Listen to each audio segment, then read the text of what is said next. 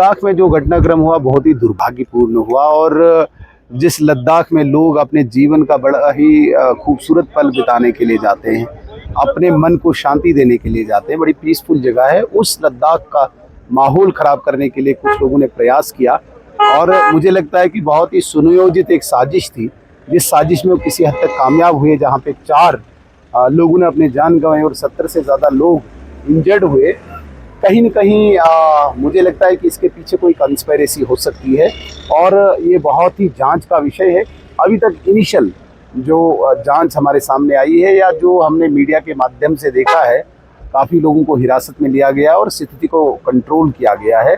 अभी वहाँ पे शांति बनी हुई है, लेकिन जो लोग किसी भी विषय को लेके, किसी भी टॉपिक को लेके अपने आप को प्रस्तुत करते हैं कि हम लोगों के लिए, भले के लिए काम करते हैं, लेकिन अंदर से कहीं न कहीं जो वातावरण बन रहा था वो उन्हीं लोगों की गतिविधियों के कारण बन रहा था। उन पे शिकंजा कसा गया है, एक्शन लिया गया है, अरेस्ट किया गया है, क्योंकि किसी भी व्यक्ति को कानून हाथ में लेने की कोई इजाज़त नहीं है। ये भारत जो है ये संविधान से चलता है, कॉन्स्टिट्यूशन से चलता है। जब तक हम देश के प्रति, समाज के प्रति समर्पण की भावना, ये नॉर्मल कोर्स में भी अपने जीवन को जीते हैं, हमें कोई दिक्कत नहीं है। लेकिन जब भी कोई भी व्यक्ति देश के विरुद्ध हो, समाज के विरुद्ध हो, एंटी सोशल, एंटी नेशनल किसी भी गतिविधि में शामिल हो, उस पर इसी प्रकार का एक्शन होना चाहिए जो लद्दाख में हुआ है।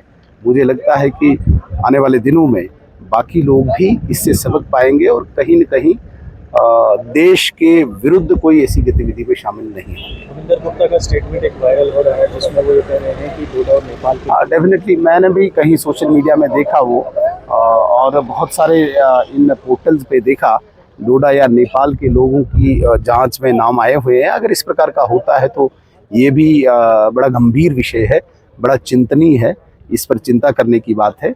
क्योंकि क्यों ऐसे लोग जो वहाँ पे अगर काम करने गए हैं तो वहाँ पे इस प्रकार की हरकत में, इस प्रकार की एक्टिविटीज़ में वो इन्वॉल्व हुए, कौन से इनके कनेक्शन है, कहाँ कहाँ इनके कनेक्शन है, ये सब खंगालने की आवश्यकता है और पूरी तह तक जाने की आवश्यकता है। किसी भी कीमत पे, वो डोडा का हो, वो नेपाल का हो, किसी भी स्थान का हो, अगर वो कहीं पे वातावरण को खराब करने की कोशिश करता है, उस पर सख्ती से कार्रवाई हो। डोडा और नेपाल के लेबर काम के सिलसिले में वहाँ जाते, क्योंकि वहाँ पे काम जाए, कोई काम करने की उनका ध्यान रखने की अभी जरूरत है, जो लोग भी फंसे वहाँ पर, जो इस समय परेशान नहीं। देखिए, वहाँ पे हमारा भी लगातार संपर्क है और मेरा पर्सनल पिछले 3-4 दिन से वहाँ के प्रशासन से लगातार संपर्क है, और जो भी लोग यहाँ के वहाँ गए हैं बड़े सुरक्षित हैं।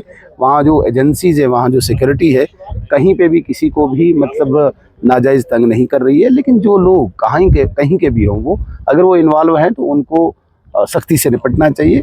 काम करने के लिए खुली इजाज़त है, आप देश में जाइए, विदेश में जाइए, किसी भी जगह जाइए, आप जाइए, काम कीजिए, अपने जीवन को व्यतीत कीजिए, लेकिन इसका गलत कोई लाभ न उठाएं, क्योंकि ऐसी पीसफुल जगह पे अगर आप माहौल ख़राब करेंगे तो ये अच्छी बात नहीं है। सोनम वांगचुक पर एनएसए लगा तो एनसी नेता कहने लगे कि एक एमएलए जो आवाज़ उठाता था उस पर पीएसए लगा दिया, और जो लद्दाख के लोगों की आवाज़। मैं उस एनसी के नेता से पूछना चाहता हूं कि फिर क्या किया जाए?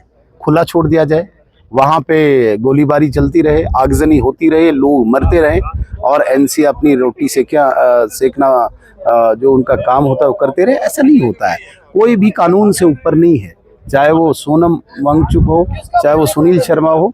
मैं भी यदि कानून से खिलवाड़ करता हूं तो जो उस दायरे में वहाँ पे कानून कहता है वो होना चाहिए। तो सोनम वांगचुक पे अगर कोई एक्शन हुआ है तो बहुत सोच समझ के जांच एजेंसीज ने लगाया होगा। नेशनल सर सीएम साहब का स्टेटमेंट आया आपके अगेंस्ट के स्टेटहुड को लेके कि सुनील शर्मा साहब जब तक वो सीएम नहीं बनेंगे तब तक। नहीं, सुनील शर्मा कभी सीएम नहीं बनेंगे, न उनको आवश्यकता है। हम कार्डर बेस्ड पार्टी में काम करते हैं और न ही मुझे कोई बहुत ज़्यादा इच्छा है।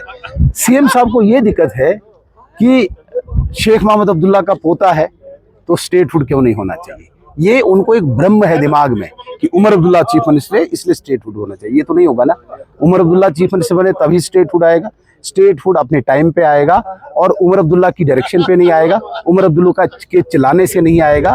भारत का संसद जो सबसे बड़ा मंदिर है भारत का, वहाँ पे लोग उस पर चर्चा करेंगे और आएगा जब अप्रोप्रिएट टाइम होगा। वो चिल्लाएंगे, वो गुस्सा करेंगे, क्यों? शहजादा है, अब्दुल्ला खानदान का, वो गोल्डन स्पून से खाने वाला एक चॉकलेट बॉय है, उसे तो चाहिए स्टेटहुड। ऐसा नहीं होता है। सुनील शर्मा को बीच में नहीं घसीटिए न। सुनील शर्मा उस पार्टी से आते हैं जहाँ पे कोई एक परिवार पार्टी चलाता है।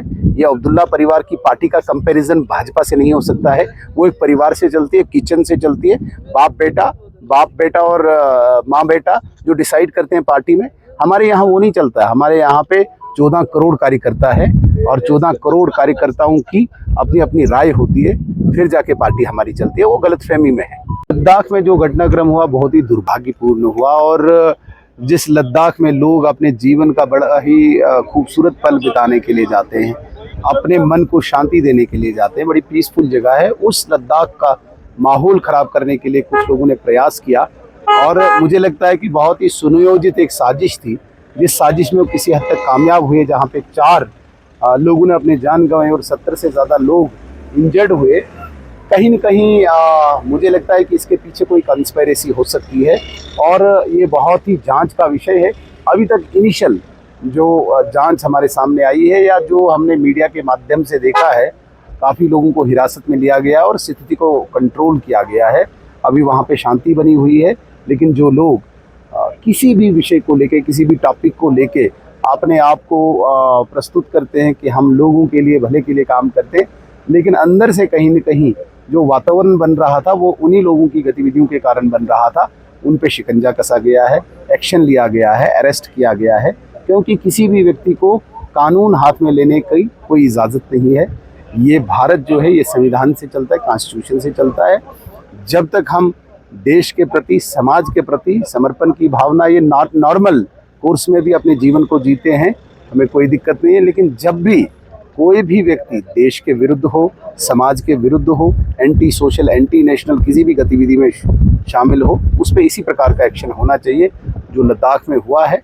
मुझे लगता है कि आने वाले दिनों में बाकी लोग भी इससे सबक पाएंगे और कहीं न कहीं देश के विरुद्ध कोई ऐसी गतिविधि में शामिल नहीं है। रविंदर गुप्ता का स्टेटमेंट एक वायरल हो रहा है जिसमें वो ये कह रहे हैं कि डोडा और नेपाल की डेफिनेटली मैंने भी कहीं सोशल मीडिया में देखा वो और बहुत सारे इन पोर्टल्स पे देखा, डोडा या नेपाल के लोगों की जांच में नाम आए हुए हैं। अगर इस प्रकार का होता है तो ये भी बड़ा गंभीर विषय है, बड़ा चिंतनीय है, इस पर चिंता करने की बात है। क्योंकि क्यों ऐसे लोग जो वहाँ पे अगर काम करने गए हैं तो वहाँ पे इस प्रकार की हरकत में, इस प्रकार की एक्टिविटीज़ में वो इन्वॉल्व हुए, कौन से इनके कनेक्शन है, कहाँ कहाँ इनके कनेक्शन है, ये सब खंगालने की आवश्यकता है और पूरी तह तक जाने की आवश्यकता है। किसी भी कीमत पे, वो डोडा का हो, वो नेपाल का हो, किसी भी स्थान का हो, अगर वो कहीं पे वातावरण को खराब करने की कोशिश करता है उस पर सख्ती से कार्रवाई हो। डोडा और किश्तवाड़ के लेबर काम के सिलसिले में वहाँ जाते हैं क्योंकि वहाँ पे काम जाए, कोई काम करने की उनका ध्यान रखने की अभी जरूरत है, जो लोग भी फंसे वहाँ पर, जो इस समय परेशान है। नहीं, देखिए वहाँ पे हमारा भी लगातार संपर्क है और मेरा पर्सनल पिछले 3-4 दिन से वहाँ के प्रशासन से लगातार संपर्क है और जो भी लोग यहाँ के वहाँ गए हैं बड़े सुरक्षित हैं। वहाँ जो एजेंसीज है, वहाँ जो सिक्योरिटी है, कहीं पे भी किसी को भी मतलब नाजायज़ तंग नहीं कर रही है। लेकिन जो लोग कहीं के भी हों, वो अगर वो इन्वॉल्व हैं तो उनको सख्ती से निपटना चाहिए। काम करने के लिए खुली इजाज़त है। आप देश में जाइए, विदेश में जाइए, किसी भी जगह जाइए, आप जाइए, काम कीजिए, अपने जीवन को व्यतीत कीजिए, लेकिन इसका गलत कोई लाभ न उठाएं, क्योंकि ऐसी पीसफुल जगह पे अगर आप माहौल ख़राब करेंगे तो ये अच्छी बात नहीं है।